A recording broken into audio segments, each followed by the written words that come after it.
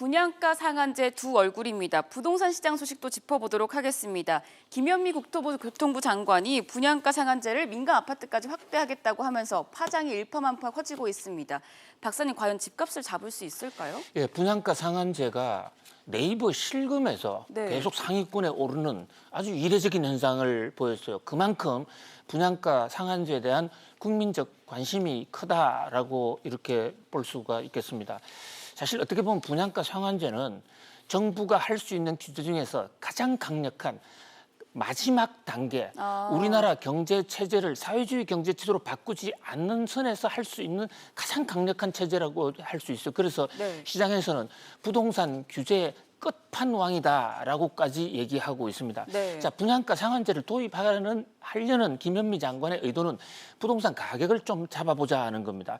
자, 그러면 과연 부동산 가격이 잡혔을까? 이걸 한번 반추해 볼 필요가 있어요. 분양가 상한제를 민양 주택에까지 시행한 것은 역시 이 문재인 정부의 그 전임 정부라고 할 수 있는 노무현 정부 2007년입니다. 2007년 5월 달에 법안을 만들었고 그해 9월 달에 첫 시행을 했어요. 자, 그때 이후로부터 분양제 상한제를 갖고 분양된 아파트들, 당시에 분양할 때 아파트 가격은 크게 떨어졌습니다. 정부가 가격 통제를 했으니까요. 그 가격 이하로 분양을 하라 했으니까 아주 싼 가격으로 분양했습니다. 그런데 그 아파트들을 추적해 보면 이를테면 지금 대치동에 있는 청실 아파트라고 있어요. 저 청실 아파트가 이름을 지금은 청실 레미안인가 이렇게 아파트 이름을 고쳤죠. 과거에 그 청실 아파트, 그 아파트가 분양 당시에 59제곱미터를 기준으로 이렇게 보면 7억 정도의 분양이 됐어요. 아주 싼 당시 시세로는 정부의 통제에서 싼 가격으로 분양이 되는데 지금 얼마 하느냐? 25억 정도 합니다.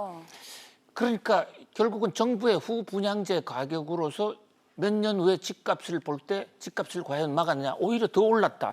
그러면 결국은 그 엄청난 시세 차익이 많은 사람한테 돌아갔다.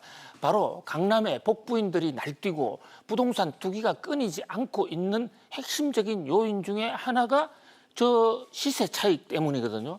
그리고 실제로 또 후분양 제도를 도입한 이후에 부동산 공급 물량이 대폭 줄었어요. 2007년도 처음에 이 후분양가를 도입할 당시에 한 해 아파트 신규 건설 물량이 약 55만 개였는데 이것이 25만 개 정도, 30만 개 정도로 급격하게 떨어졌거든요. 이 가격 시장에서 공급이 줄면 가격이 올라간다는 것은 아주 당연한 이치이죠. 그런 면에서 이 집값을 누른 것이 부동산 가격을 억제하는 것이 목적인데 그런 효과가 없고 부작용이 있다고 그러면 이 정책의 문제점을 생각해 볼 필요가 있지 않나 이런 생각을 하지 않을 수가 없습니다. 네, 7월 10일 수요일입니다. 오늘의 마지막 키워드 보겠습니다.